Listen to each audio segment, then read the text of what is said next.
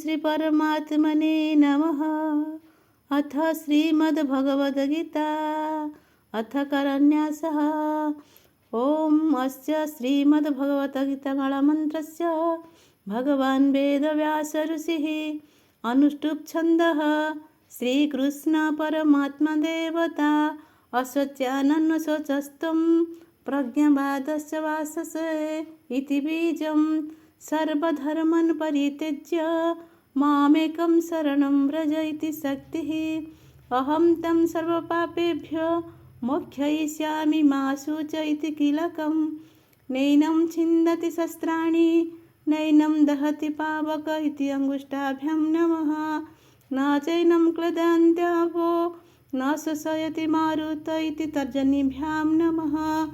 अच्छेद्योऽयमदाय मक्यद्यस्य च इति मध्यमाभ्यां नमः। नित्यसर्वगतः स्थाणुरचलयं सनातन इति अनामिकाभ्यां नमः। पश्य मे पार्थरूपाणि शतशोथसहस्रश इति कनिष्ठिकाभ्यां नमः। नानाविधानि दिव्यानि नानावर्णकृतीनि च इति करतलकरपृष्ठाभ्यां नमः इति करन्यासः। अथ हृदयादिन्यासः। नैनं छिन्दति शस्त्राणि नैनं दहति पावक इति हृदयाय नमः। न चैनं क्लेदन्तापो न शोषयति मा इति शिरसे स्वाहा। अच्छेद्योऽयमदायो मक्यद्योऽस्य च इति शिखायैव षट्। नित्यसर्वगतस्थाणुरचलयं सनातन इति कवचाय हुं। पश्य मे पार्थरूपाणि शतशोथसहस्रश इति नेत्रत्रयाय वषट्। नानाविधानि दिव्यानि नानावर्णकृतीनि च इति अस्त्राय फट्। श्रीकृष्णप्रीत्यर्थे पाठे विनियोगः।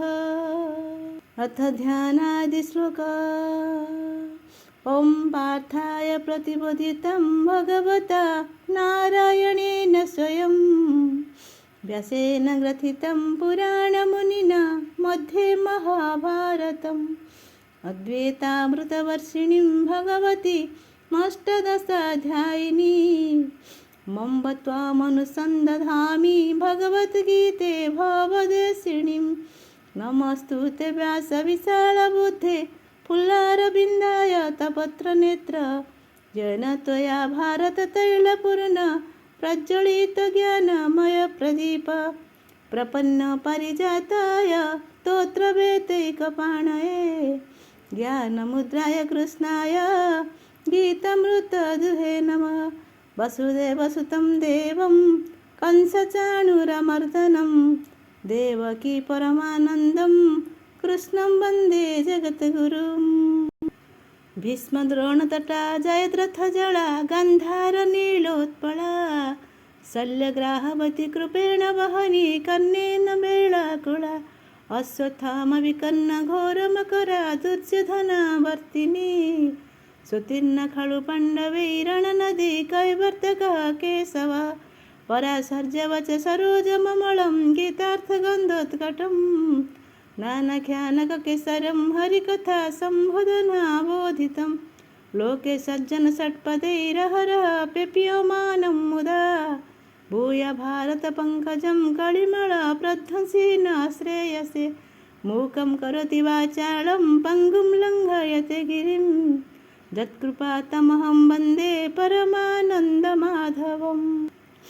अथ ध्यानं शान्तकारं भुजगशयनं पद्मनाभं सुरेशं विश्वधारं गगनसदृशं मेघवर्णं शुभाङ्गं लक्ष्मीकान्तं कमलनयनं योगिर्भिध्यानगम्यं वन्दे विष्णुं भवभयहरं सर्वलोकैकनाथं।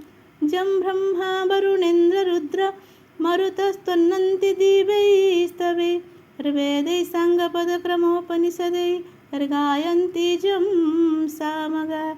ध्यानवस्थित तद्गतेन मनसा पश्यन्ति जं योगिनो।